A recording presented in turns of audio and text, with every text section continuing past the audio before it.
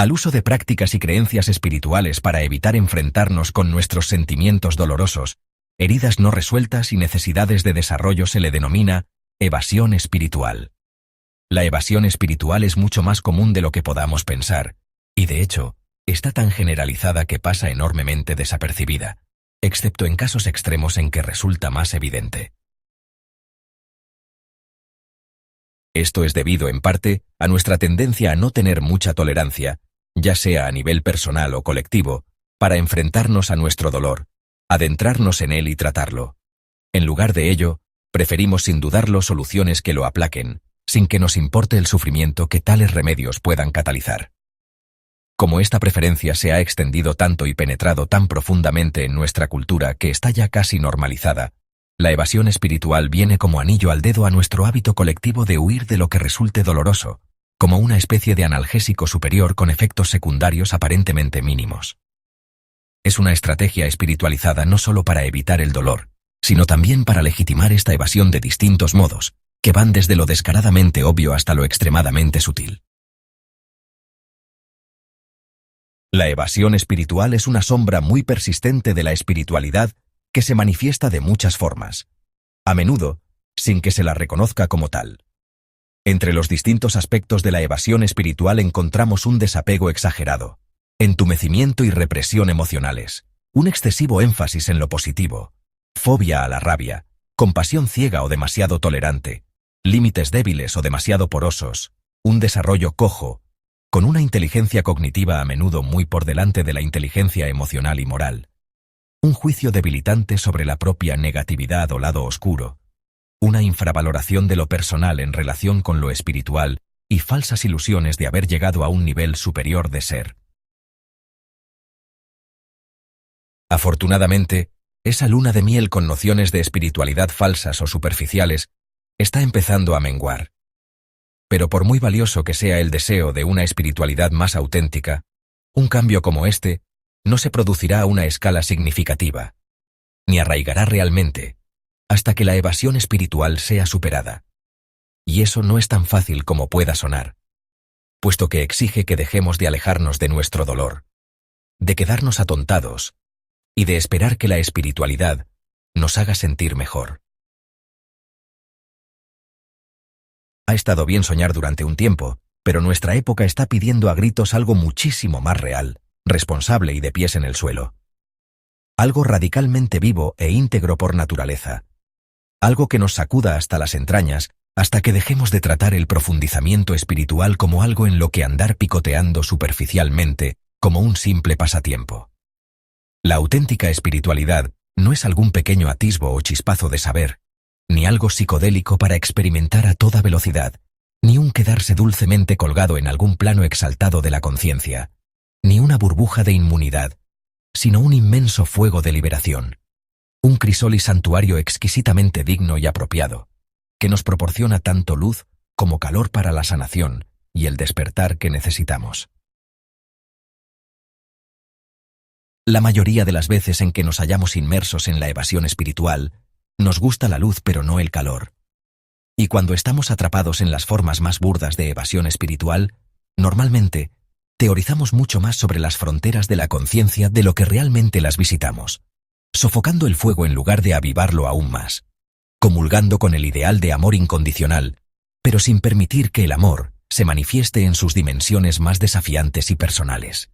Hacer eso nos daría demasiado calor, demasiado miedo y escaparía demasiado a nuestro control, haciendo aflorar a la superficie cosas que hemos estado negando o reprimiendo durante mucho tiempo.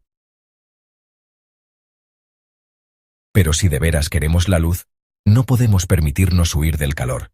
Como dijo Viktor Frankl, aquello que da luz debe soportar el estar ardiendo. Y estar con el calor del fuego no significa simplemente sentarnos a meditar en nuestras dificultades, sino también sumergirnos de lleno en ellas, adentrarnos hasta sus entrañas, enfrentarnos, penetrar e intimar con lo que haya allí, por mucho miedo que nos dé, o por traumático, triste o crudo que nos resulte. Ya hemos tonteado bastante con las vías espirituales orientales. Ahora ha llegado el momento de ir más al fondo. Debemos hacerlo no solo para establecer una relación más estrecha con la esencia de estas tradiciones de sabiduría, más allá del ritual, la creencia y el dogma, sino también para dejar espacio a la evolución saludable, y no solo la necesaria occidentalización de estas tradiciones, de tal modo que su presencia deje de fomentar la evasión espiritual, aunque sea indirectamente, y de hecho, deje de abonar consciente y activamente el terreno para que crezca. Ya hemos tonteado bastante con las vías espirituales orientales. Ahora ha llegado el momento de ir más al fondo. Debemos hacerlo no solo para establecer una relación más estrecha con la esencia de estas tradiciones de sabiduría, más allá del ritual, la creencia y el dogma, sino también para dejar espacio a la evolución saludable y no solo la necesaria occidentalización de estas tradiciones, de tal modo que su presencia deje de fomentar la evasión espiritual, aunque sea indirectamente, y de hecho, deje de abonar consciente y activamente el terreno para que crezca. Sin embargo, estos cambios no se producirán significativamente a menos que trabajemos en profundidad de forma integradora con nuestras dimensiones físicas, emocionales, psicológicas, espirituales y sociales, para generar un sentido cada vez más profundo de totalidad, vitalidad y elemental sensatez. La evasión espiritual está ocupada en gran medida, al menos en sus formas de la nueva era, por la idea de totalidad y de innata unidad del ser. El concepto de unidad es quizás su concepto estrella, pero en realidad genera y refuerza la fragmentación separándose de y rechazando todo lo que sea doloroso, angustioso y esté por sanar. En definitiva, todos los aspectos del ser humano que distan mucho de ser halagüeños. Al mantener constantemente estos aspectos en la oscuridad, allá abajo, cuando estamos encerrados en la sede central de la cabeza, nuestro cuerpo y nuestros sentimientos parecen estar por debajo de nosotros. Tienden a reaccionar mal cuando se sueltan, como los animales que han pasado demasiado tiempo enjaulados. Nuestro descuido de estas partes de nosotros mismos, aunque pongamos cuidado en adornarlas, es semejante al de unos padres que por lo demás fuesen afectuosos pero dejasen a sus hijos sin alimento, ropa o cuidados suficientes. Los adornos de la evasión espiritual pueden ser bonitos, especialmente cuando parecen prometer la liberación respecto a la algarabía y furia de la vida, pero a menudo esta supuesta serenidad y desapego es poco más que un Valium metafísico, sobre todo para quienes han convertido el ser y parecer positivos en algo más que una virtud. Un signo habitualmente indicador de evasión espiritual es una falta de enraizamiento y de experiencia corporal que tiende a mantenernos o bien flotando en el espacio, en cuanto al modo de relacionarnos con el mundo, o bien atados con demasiada rigidez a un sistema espiritual que aparentemente nos proporciona la solidez que nos falta. También podemos caer en el perdón y la disociación emocional, prematuros confundiendo la rabia con la agresividad y la hostilidad, lo cual nos deja sin poder, infectados de límites débiles. Ese rasgo de ser exageradamente amable que a menudo caracteriza a la evasión espiritual la aleja de la profundidad y autenticidad emocional, y el dolor que subyace a ella, en mayor parte no manifestado, ni tocado, ni reconocido, la mantiene aislada de los mismos cuidados que la desenvolverían y la desharían, como un bebé al que un padre o madre amorosos preparan para tomar un baño.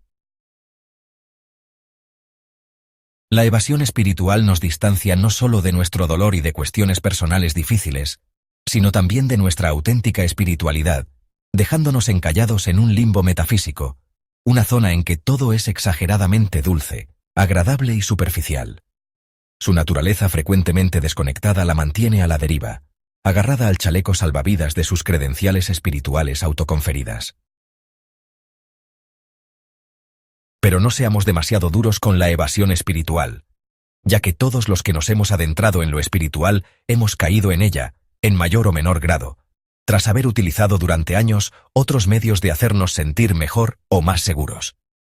¿Por qué no habíamos de abordar también la espiritualidad, sobre todo al principio, con la misma esperanza de que nos hiciera sentir mejor o más seguros en diversas áreas de nuestra vida? Para superar verdaderamente la evasión espiritual, lo que en parte significa liberar a la espiritualidad y a todo lo demás de la obligación de hacernos sentir mejor, más seguros o más completos, debemos no solo verla con genuina compasión, por muy feroz que pueda ser o necesite ser. El evasor espiritual que hay en nosotros no necesita ni censurar ni avergonzarse, sino más bien que lo incluyamos conscientemente y con cariño en nuestro conocimiento, sin permitirle dirigir el espectáculo. El hecho de intimar con nuestra propia capacidad de evadirnos en lo espiritual nos permite mantenerla en una perspectiva saludable. Entre las trampas potenciales que resultan más evidentes está la creencia de que deberíamos elevarnos por encima de nuestras dificultades y simplemente abrazar la unidad, aun cuando la tendencia a dividirlo todo en positivo y negativo, superior e inferior, espiritual y no espiritual, nos domine por completo. Hay otras trampas más sutiles y menos atiborradas de enanas metafísicas o metáforas de ascensión y disimuladas bajo el aspecto del discernimiento. Aquellas que ponen énfasis en tomárselo todo con aceptación y compasión.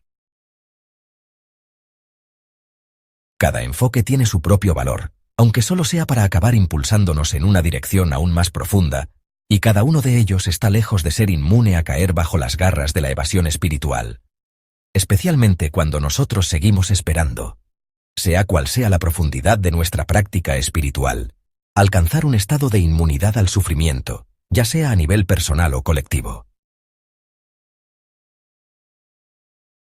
El propósito cuando uno inicia un camino de crecimiento espiritual es no caer en la evasión espiritual, o si ya hemos caído, superar la misma, para poder adentrarnos en una vida más profunda, una vida de integridad, profundidad, amor y sensatez genuinos, una vida de autenticidad a todos los niveles, una vida en que tanto lo personal como lo interpersonal y lo transpersonal sean honrados y vividos en la máxima plenitud.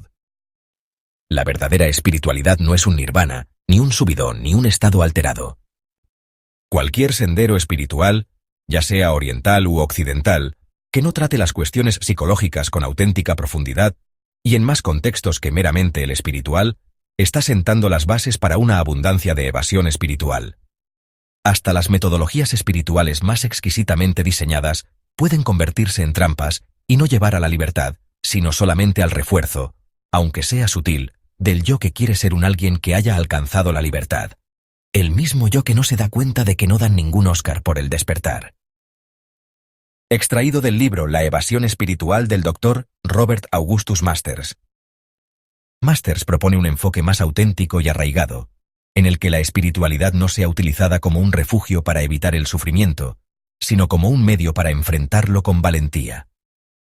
En su análisis, recalca que el crecimiento interior implica sumergirse en las propias heridas, comprenderlas y transformarlas, en lugar de negarlas o disimularlas, bajo discursos superficiales de amor incondicional y aceptación inerte.